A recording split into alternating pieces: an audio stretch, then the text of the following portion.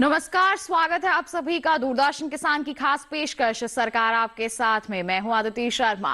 आज के हमारे इस कार्यक्रम में लेकर आए हैं हम आपके लिए जानकारी मिशन अमृत सरोवर के बारे में। जी हां, क्या है ये मिशन और किस उद्देश्य के साथ शुरुआत की गई है और कैसे आपको इससे लाभ मिल सकता है, इसके बारे में आज विस्तार से आपको जागरूक करेंगे।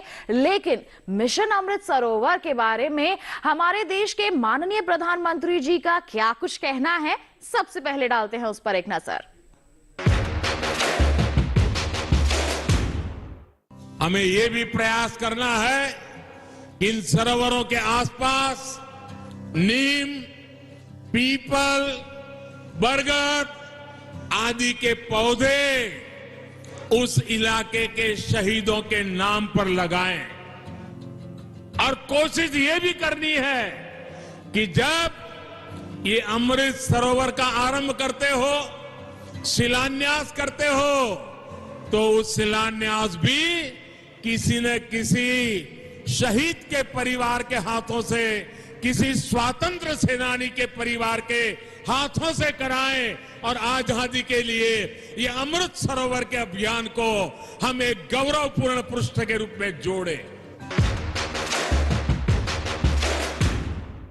आइए अब आपको बता देते हैं कि मिशन अमृत सरोवर आखिर है क्या। आइए नजर डाल लेते हैं योजना के सार पर।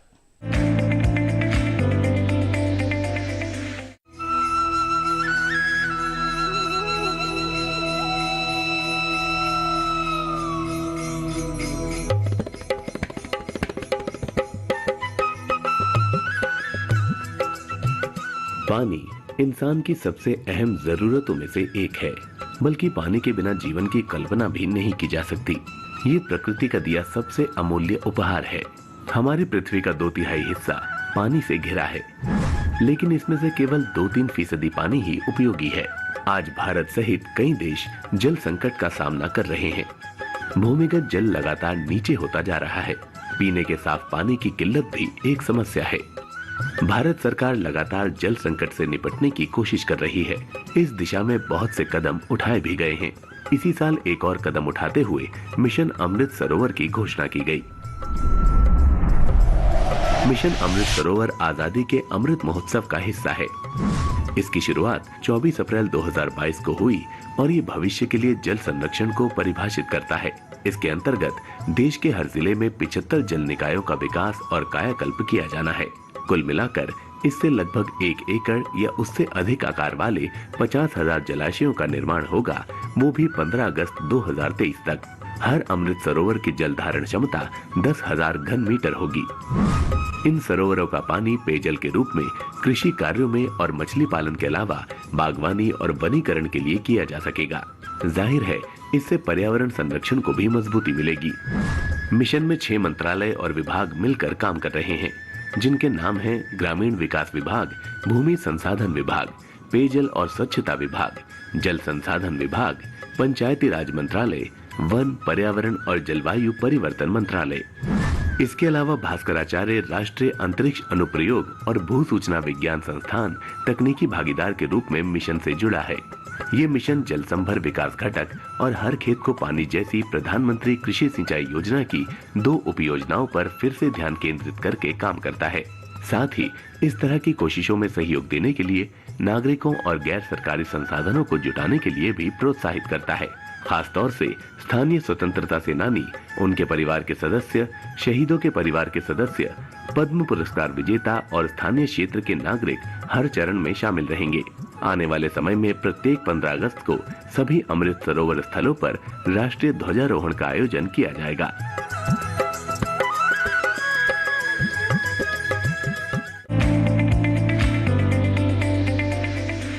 तो ये था योजना का सार। इसी के साथ आपको बता दें कार्यक्रम में वक्त हो चला है एक छोटे से ब्रेक का।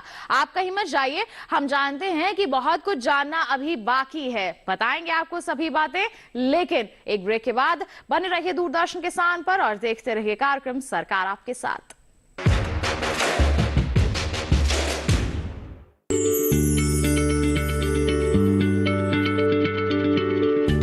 क्या आप किसी बीमारी से परेशान हैं? चाहते हैं डॉक्टर की सलाह तो हम हैं आपके साथ, बताएंगे आपको जीने की राह, समस्याएं आपकी, समाधान देश के मशहूर विशेषज्ञों के। घर बैठे बात करें देश के जाने माने डॉक्टरों से। हमारे लाइव प्रोग्राम स्वस्थ किसान में हर शनिवार शाम 6 बजे से 7 बजे तक। ब्रेक के बाद दूरदर्शन किसान के कार्यक्रम सरकार आपके साथ में आप सभी का फिर से स्वागत। तो आज बात हो रही है मिशन अमृत सरोवर की। तो आइए सीधा रुख कर लेते हैं हमारे विशेषज्ञ का, उनसे इस मिशन के बारे में विस्तार से जानकारियां हासिल कर लेते हैं। तो आज के कार्यक्रम में बात हो रही है मिशन अमृत सरोवर की। अब आप भी जानना चाहेंगे इस योजना के बारे में और भी ज्यादा बातें, तो आइए हमारे विशेषज्ञ हमारे साथ जुड़ गए हैं, उनसे आपका परिचय करवा देते हैं, उनसे इस मिशन के बारे में विस्तार से हम समझ लेते हैं। हमारे साथ बता दें आपको ग्रामीण विकास मंत्रालय के संयुक्त सचिव अमित कटारिया जी उपस्थित हैं। कटारिया जी, आपका बहुत बहुत स्वागत हमारे कार्यक्रम सरकार आपके साथ में। तो आज हम बात कर रहे हैं यहाँ पर मिशन अमृत सरोवर की। तो सबसे पहले तो आपसे चाहेंगे कि आप सभी दर्शकों को बताएं कि ये मिशन है क्या और किस उद्देश्य के साथ इसकी शुरुआत की गई है। मिशन अमृत सरोवर पानी को संवर्धन कंजर्वेशन के उद्देश्य से लिया गया है। हम सभी जानते हैं कि बहुत सारे देश और खासकर भारत तो पानी की समस्या से जूझ रहा है और इसको इस समस्या का एक जो मुख्य निदान है कि हम ज़्यादा से ज़्यादा तालाब खोदें, जलाशय बनाएं और पानी का जितना कंजर्वेशन हो सकता है उसको करें। उसी को देखते हुए माननीय प्रधानमंत्री जी ने पिछले साल एक आह्वान दिया कि हम देश के हर जिले में 75 जलाशय का निर्माण करेंगे, जिसको मिशन अमृत सरोवर का नाम दिया। कुल देश भर में इस प्रकार अगर हर 75 जलाशयों को पर जिला अगर लिया जाए तो लगभग 50,000 जलाशयों का निर्माण का लक्ष्य रखा गया, जो कि हमें 15 अगस्त 2023 तक पूरे उनका निर्माण करना है। तो इसी को ही मिशन अमृत सरोवर कहा जा रहा है। बिल्कुल, अगर हर एक जिले में 75 जलाशय यहाँ पर बना दिए जाएंगे तो सोचिए कितने पानी का बचाव हम यहाँ पर कर पाएंगे, संरक्षण हो पाएगा और उस पानी का इस्तेमाल आप किसी भी कार्य के लिए कर सकते हैं, चाहे खेती बाड़ी में इस्तेमाल करना हो या फिर रोजमर्रा के कार्यों के लिए आपको पानी की जरूरत है, ये सभी पूर्ति हो जाएगी। तो जैसे आपने अभी जिक्र किया कटारिया जी की 50,000 यहाँ पर जलाशयों का निर्माण करना है, लक्ष्य रखा गया है। अभी तक की अगर हम बात करते हैं तो कितना लक्ष्य हासिल कर लिया गया है, कितने करीब हैं हम लक्ष्य के? अभी तक आज की स्थिति में हम 25,000 जलाशयों का निर्माण कर चुके हैं और 53,000 तो कुल जलाशयों का कार्य अभी प्रगति पर है। हमने इसकी साइट आइडेंटिफिकेशन का नंबर्स और अधिक ले रखा है, लगभग 90,000 तक साइट आइडेंटिफाई कर रखी है। तो अगर हम देखते हैं आज की प्रगति से तो निश्चय ही हम लोग समय से पहले ही ये 50,000 जलाशयों का निर्माण का कार्य पूर्ण कर लेंगे। बिल्कुल, तो उम्मीद यही है कि लक्ष्य निर्धारित समय से ही पहले ही हासिल यहाँ पर कर लिया जाएगा। तो जैसे आपने कहा कि यहाँ पर जगह का चयन अभी काफी हद तक किया जा चुका है, तो नए जलाशय अगर निर्माण करने हैं तो किस तरह से जगह का आप लोग चयन करते हैं?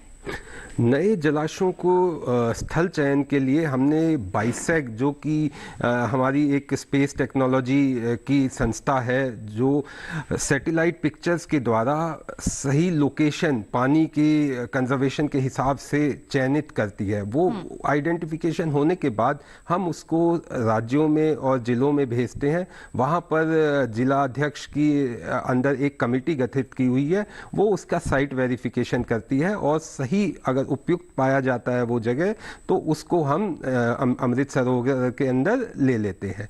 तो ये एक टेक्नोलॉजिकल ड्रिवन आइडेंटिफिकेशन सिस्टम है बाइसेक की मदद से, और ये पूरा हमारा एक पोर्टल भी बना हुआ है। उस पोर्टल पे उस चयनित स्थल का हम उस पे डाल देते हैं और पूरा उसका मॉनिटरिंग और आगे समाप्ति तक सारी चीजें उसी पोर्टल के माध्यम से वेरीफाई होती रहती हैं। बिल्कुल, तो यहाँ पर देखिए तकनीकों का इस्तेमाल इस्तेमाल किया जा रहा है नए जलाशयों के निर्माण के लिए, स्थल के चुनाव के लिए। यहाँ पर तो बात हो गई कि नए जलाशयों का निर्माण करने का लक्ष्य निर्धारित किया गया है, उसे प्राप्त करने के लिए पुरजोर कोशिशें भी हो रही हैं।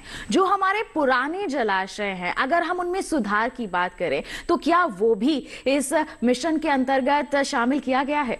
बिल्कुल, मिशन अमृत सरोवर दोनों हमारे नए जलाशय और एवं पुराने जलाशयों का संवर्धन का कार्य भी इसमें लिया गया है। और जहाँ जहाँ हमें नई साइट्स नहीं मिलती हैं, वहाँ हमने पुराने जलाशयों को क्लीन करना, उनको और अधिक खोदना और जिससे उनकी पानी की कैपेसिटी बढ़े, उनको भी हमने लिया गया है। अभी तक लगभग 50% जो जलाशय वो नए की श्रेणी में और लगभग 50 ही हमारे पुराने जलाशयों का संवर्धन में है। बिल्कुल, तो केवल नए जलाशय ही नहीं बल्कि जो पुराने जलाशय हैं उनके संवर्धन का कार्य भी यहाँ पर जोर शोर से किया जा रहा है।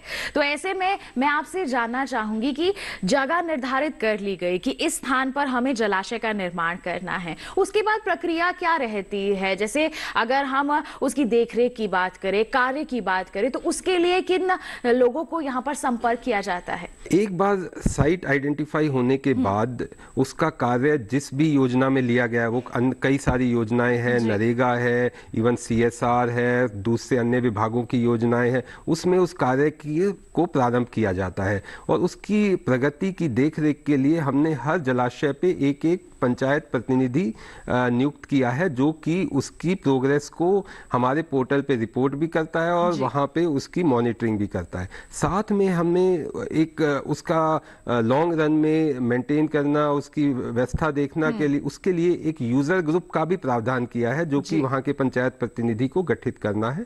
वो यूजर ग्रुप मुख्यतः उस जलाशय के आसपास के लोग जो कि उसका उपयोग करते हैं, या फिर वहाँ एक SHG ग्रुप या महिला समूहों को हमने उसकी जिम्मेदारी दी है, और वो समूह उसकी देखरेख के साथ उसका उपयोग भी कर सकता है, चाहे सिंचाई में हो, मछली पालन हो या अन्य किसी भी लाइवलीहुड की एक्टिविटी में हो। तो इस प्रकार हमारे जो जन समुदाय का भी इन्वॉल्वमेंट शुरू से ही रखा है ताकि उसकी देखरेख भविष्य में हो सके। बिल्कुल, तो देखिए केवल निर्माण तक ही सीमित नहीं है ये मिशन। जब जलाशयों का निर्माण हो गया है तो उसकी देखभाल कैसे करनी है आगे, इसके लिए भी इसमें देखिए कई यहाँ पर महत्वपूर्ण कदम उठाए गए हैं। जनप्रतिनिधि का चयन होता है, यूजर ग्रुप को जिम्मेदारी दी जाती है कि अब जलाशय निर्माण हो गया है, अब इसकी देखभाल आपको करनी है, उसके जल का उपयोग आप कर सकते हैं। देखभाल करेंगे, मेंटेन करके रखेंगे, तभी तो उसका जो जल है वो बिल्कुल स्वच्छ रहेगा, उपयोग करने योग्य रहेगा। ऐसे में जैसे अभी आपने जिक्र किया कि तमाम तरह के जो विभाग हैं इसमें समाहित हैं, तो जो अलग अलग भागीदारी निभा रहे हैं विभाग, उनकी भागीदारी से किस तरह के सकारात्मक बदलाव आप देख रहे हैं?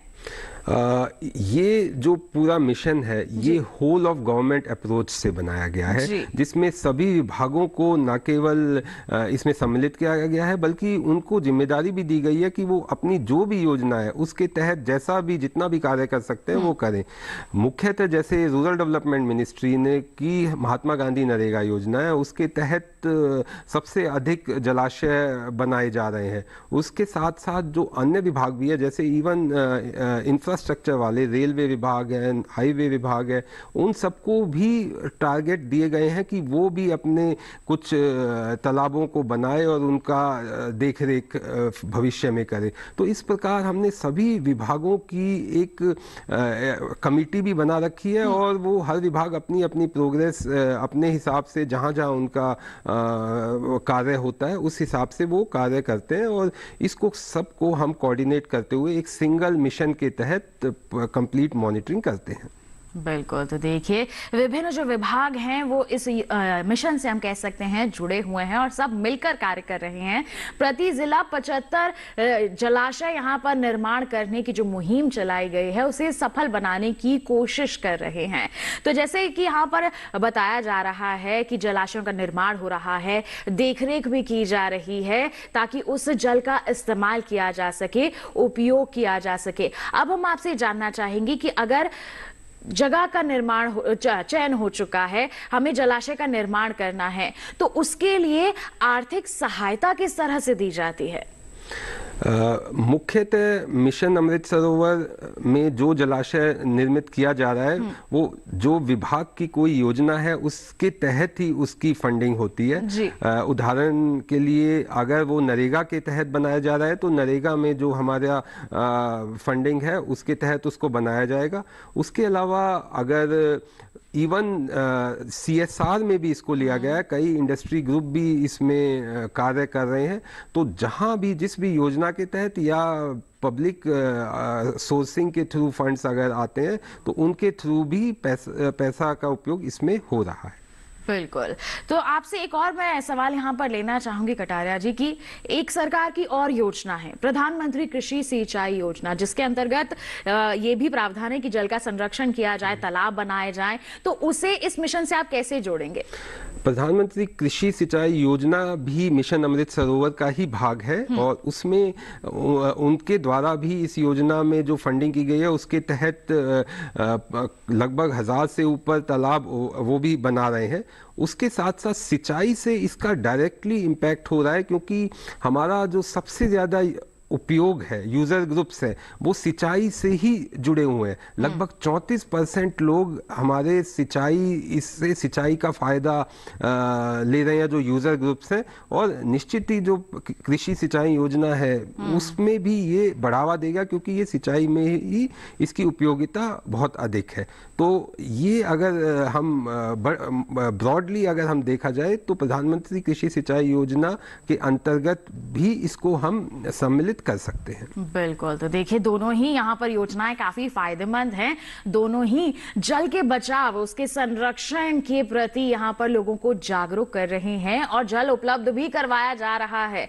ऐसे में अब आपसे हम ये सवाल पूछना चाहेंगे कि जलाशय जो निर्माण किए जा रहे हैं उनके अगर हम जगह की बात करते हैं तो कितना वर्ग मीटर होना चाहिए, उनकी लंबाई चौड़ाई, इसके पर भी विशेष ध्यान दिया जाता है? अमृत सरोवर मिनिमम 1 एकड़ में बनाया जाना है और 1 एकड़ से लेके कुछ जगहों तो 5 एकड़ 10 एकड़ बड़े बड़े साइज के भी लिए गए हैं, पर मिनिमम 1 एकड़ हमने रखा है।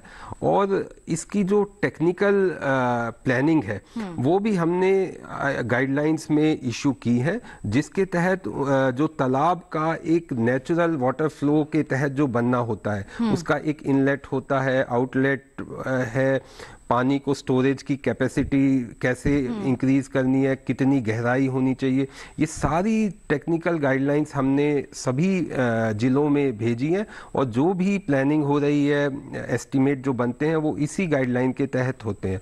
अभी तक हमारा जो अनुमान है कि इसमें लगभग हम 1 लाख क्यूबिक मीटर से भी अधिक हम उसमें इंक्रीज जो कैपेसिटी है तालाबों की वो इंक्रीज कर रहे हैं। और हर तालाब जो अगर नया बन रहा है या पुराना भी रिजुनेट जो हो रहा है उसमें भी कैपेसिटी इंक्रीज पे ही ज्यादा फोकस किया जा रहा है, जिससे वाटर लेवल भी इंक्रीज हो और हमारा सरफेस वाटर में भी एक इंक्रीज हो। बिल्कुल। तो देखिए यहाँ पर इस बात का भी ध्यान रखा जाता है कि हमारी जो स्टोरेज कैपेसिटी है, भंडारण क्षमता है, उसको भी बढ़ाया जा सके, जिससे हमारा भूजल स्तर भी बेहतर हो सके। कटारिया जी, अब मैं आपसे यहाँ पर जानना चाहूंगी कि जैसे आपने कहा कि यहाँ पर तकनीकों का इस्तेमाल करके जगह का चयन किया जाता है कि इस जगह पर जलाशय का निर्माण करना बिल्कुल सही रहेगा। क्या कोई अगर गांव है या फिर कोई पंचायत प्रधान है वो अपने गांव में निर्माण करवाना चाहे तो क्या वो भी संपर्क कर सकते हैं? बिल्कुल कर सकते हैं। जो मिशन अमृत सरोवर की अभी तक की सफलता को देखते हुए हमें लग रहा है कि हमें इसको और आगे बढ़ाना चाहिए।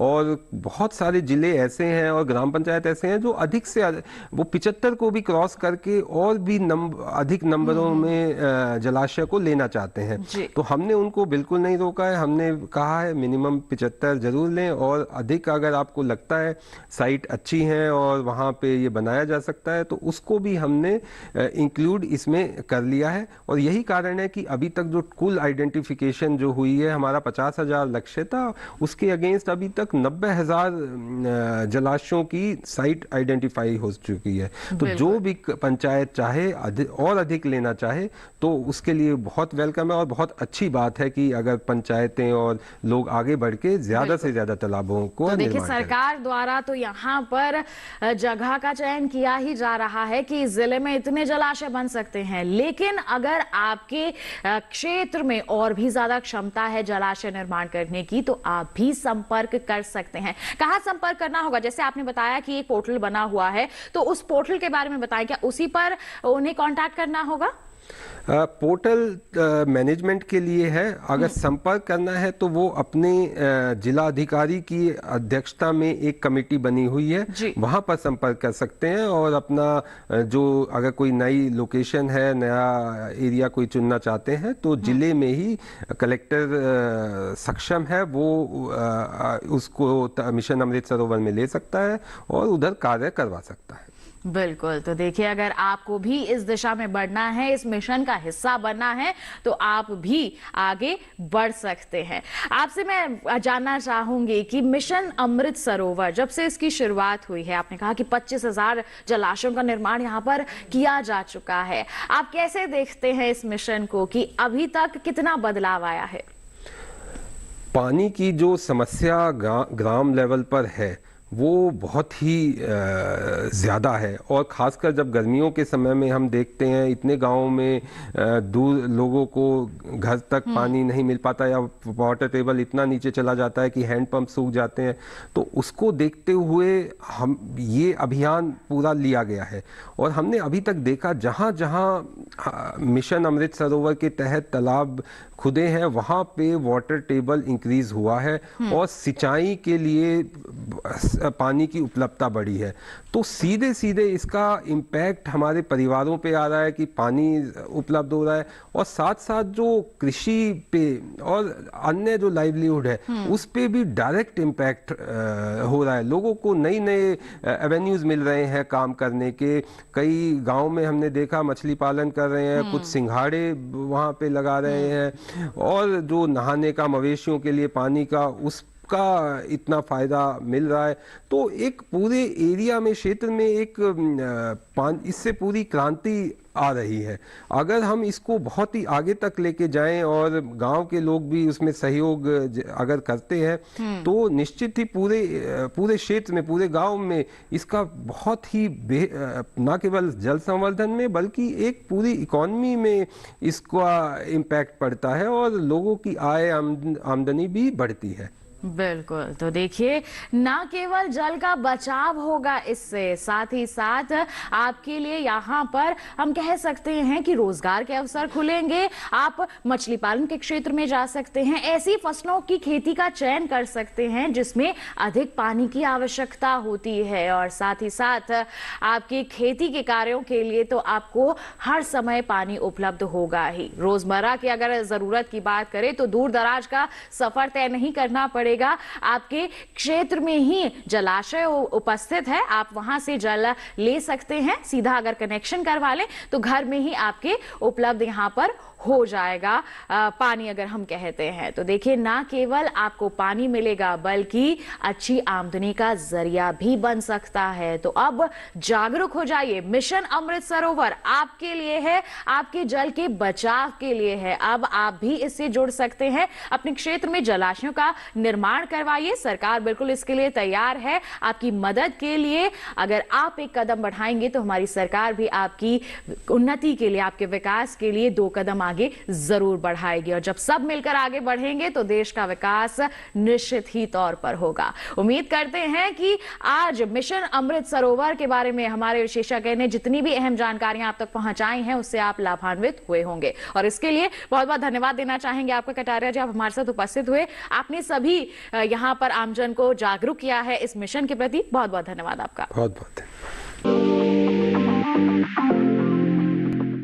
तो ये था हमारा आज का कार्यक्रम सरकार आपके साथ, जिसमें आपने जाना कि आखिर मिशन अमृत सरोवर है क्या, किस तरह का लक्ष्य रखा गया है, अभी तक के आंकड़े क्या बताते हैं और कैसे इस मिशन से बदलाव आ रहा है और आगे आ सकता है। उम्मीद करते हैं कि जितनी भी जानकारियां आज के कार्यक्रम के माध्यम से आप तक पहुंचाई गई हैं वो सभी आपके लिए लाभकारी साबित हुई होंगी। इसी के साथ बता दें आपको कि अगर आप कोई सवाल या सुझाव देना चाहते हैं तो आप हमें ईमेल कर सकते हैं। ईमेल आईडी है हमारी सरकार आपके साथ @gmail.com। आप सोशल मीडिया के जरिए भी हमसे जुड़ सकते हैं। फेसबुक पर जाइए, हिंदी में टाइप कीजिए सरकार आपके साथ, वहां पर खुलेगा हमारा पेज। अपने सवाल या फिर कोई सुझाव है तो पोस्ट कर सकते हैं। डीडी किसान कॉल सेंटर नंबर है 1800-113060, जिस पर आप सोमवार से शनिवार सुबह 6 बजे से रात के 10 बजे तक कॉल करके अपने सवाल हैं या फिर कोई सुझाव हैं तो वो आप रिकॉर्ड करवा सकते हैं। तो इसी के साथ बता दें आज के लिए इतना ही। अगले अंक में फिर होंगे हाजिर, तब तक के लिए हमें दीजिए इजाजत, लेकिन आप बने रहिए दूरदर्शन किसान पर। नमस्कार।